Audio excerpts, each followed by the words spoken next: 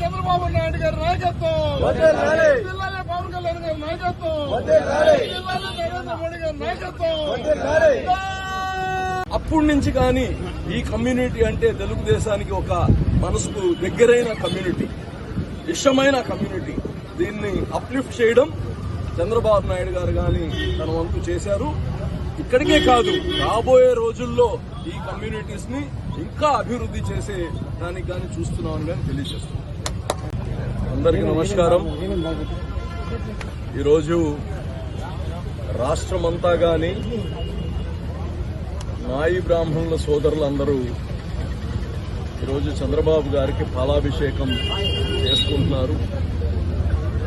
అందులో భాగంగా నెల్లూరులో కానీ మా రాష్ట్ర అధ్యక్షులు, రాష్ట్రము ఈరోజు మీకు ఎలాంటి పరిస్థితి ఉందో తెలుసు. ఆర్థికంగా జగన్మోహన్ రెడ్డి గారు పోతూ ఈ రాష్ట్రాన్ని ఎంత ఫైనాన్షియల్ క్రైసిస్ లో పెట్టిపోయారనేది తెలుసు.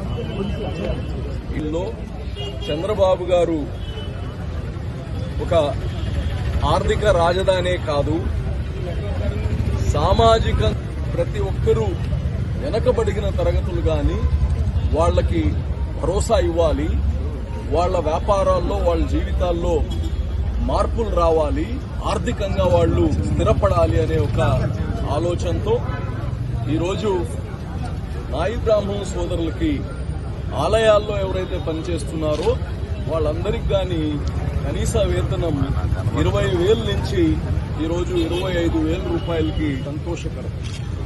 అదేవిధంగా దాదాపు 40,000 పైచిలకు సలూన్స్ ఏదైతే ఉన్నాయో దాంట్లో పవర్ ఏదైతే ఉందో 200 యూనిట్ల దాకా ఉచితంగా చేయడం జరిగింది.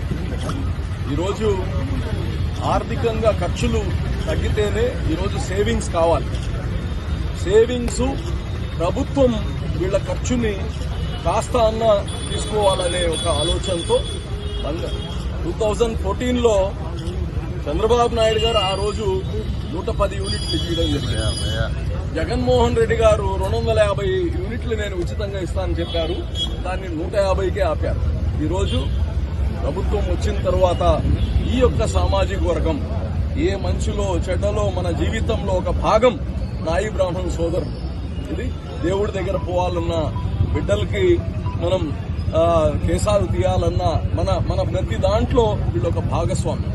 ఇటువంటి వాళ్ళ జీవితాలు కానీ మెరుగుపడాలి, వీళ్ళ బిడ్డలు మంచి భవిష్యత్తు ఉండాలి, వీళ్ళ వృత్తిలో వీళ్ళు బాగుండాలనే ఒక ఆలోచనతో ఇది చేయడం జరిగింది.